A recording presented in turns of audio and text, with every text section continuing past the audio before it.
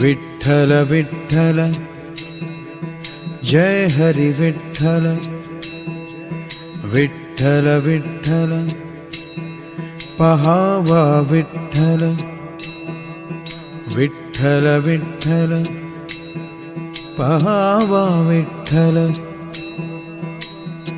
उजडी राहिले उजड होऊन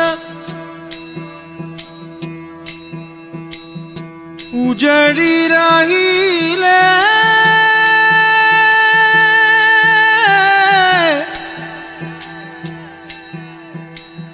उजड होऊन माऊली रामकृष्ण हरी रामकृष्ण हरी माऊली. आज सगळीकडे वारीचा भक्तिरंग पसरलाय. विठ्ठल नामाच्या गजरात लाखो पावलं पंढरीच्या वाटेवर चालू लागलीत. मनात भक्ती, चेहऱ्यावर ओसंडून वाहणारं समाधान आणि डोळ्यात विठुरायाच्या भेटीची आस. मैलोन मैल चालताना शरीर थकतं, पाय जड होतात, कंबर साथ सोडू लागते, पण मनातील श्रद्धा मात्र कणभरही ढळत नाही. अशाच एका वळणावर रस्त्याच्या कडेला असलेल्या छोट्याशा दवाखान्याचं दार वाजवलं जातं आणि तिथून सुरू होतो विठ्ठलाच्या सावळ्या रूपाचा एक वेगळाच शोध. एका डॉक्टरच्या नजरेतून अनुभवलेली वारी, वारकऱ्यांचं निरागस साधेपण, त्यांची वेदना, त्यांचा भोळा विनोद आणि विठ्ठल भेटीची अढळ ओढ. चला तर मग ऐकूया एका डॉक्टरच्या संवेदनशील मनातील भाव. Doctors diary.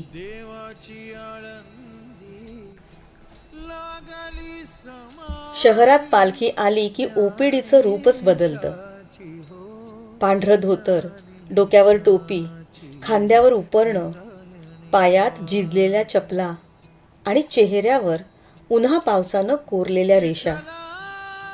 नांदेड, बार्शी, उस्मानाबाद, बीड, परभणी अशा अनेक ठिकाणाहून आलेले वारकरी ओपीडीत बसलेले दिसतात. तक्रारी जवळजवळ सारख्याच असतात.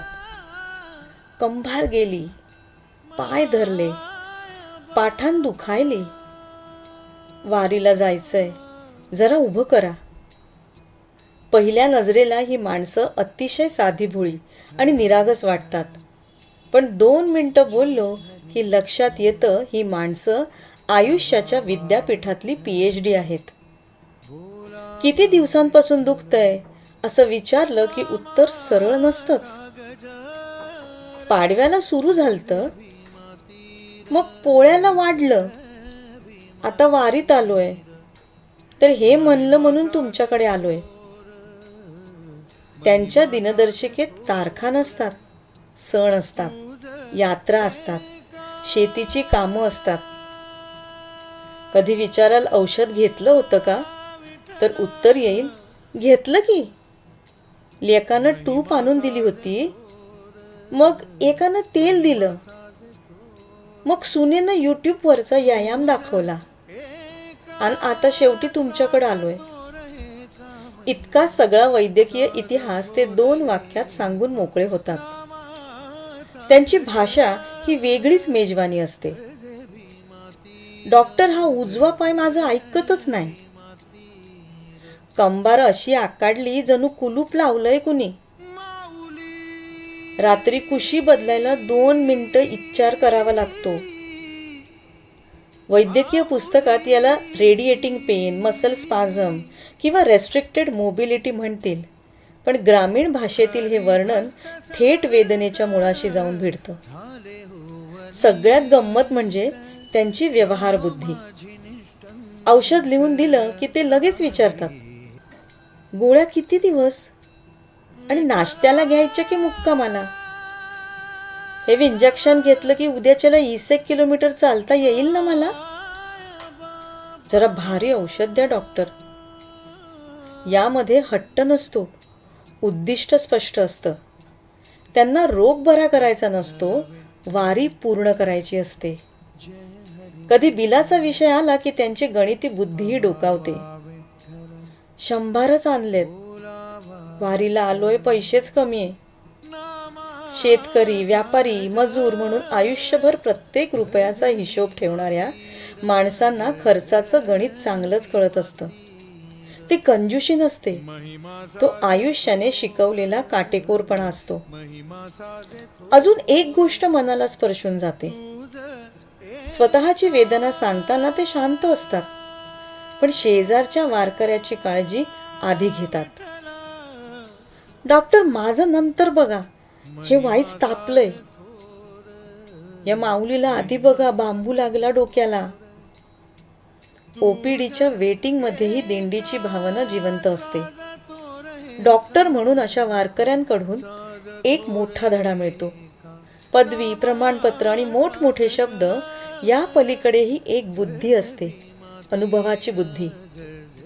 ती शाळेत शिकवली जात नाही. ती दुष्काळ, शेती, काबाड कष्ट, संसार आणि वारी शिकवते. म्हणूनच ओपीडीत आलेला हा वारकरी केवळ पायदुखीचा पेशंट नसतो, तो चालत्या बोलत्या लोकसंस्कृतीचा प्रतिनिधी असतो. त्याच्या प्रत्येक वाक्यात विनोद असतो, प्रत्येक प्रश्नात व्यवहार असतो आणि प्रत्येक वेदनेच्या मागे विठ्ठलाच्या भेटीची ओढ असते. औषधानं त्याची पाठ थोडी हलकी होते, पाय मोकळे होतात, पण डॉक्टरांचं मन मात्र या साध्या सुध्या दिसणाऱ्या, अनुभवानं प्रगल्भ झालेल्या माणसांना भेटून अधिक समृद्ध होतं.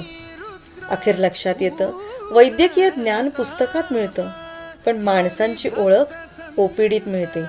आणि वारकरी हा त्यातील एक सुंदर धडा असतो. #Doctors diary.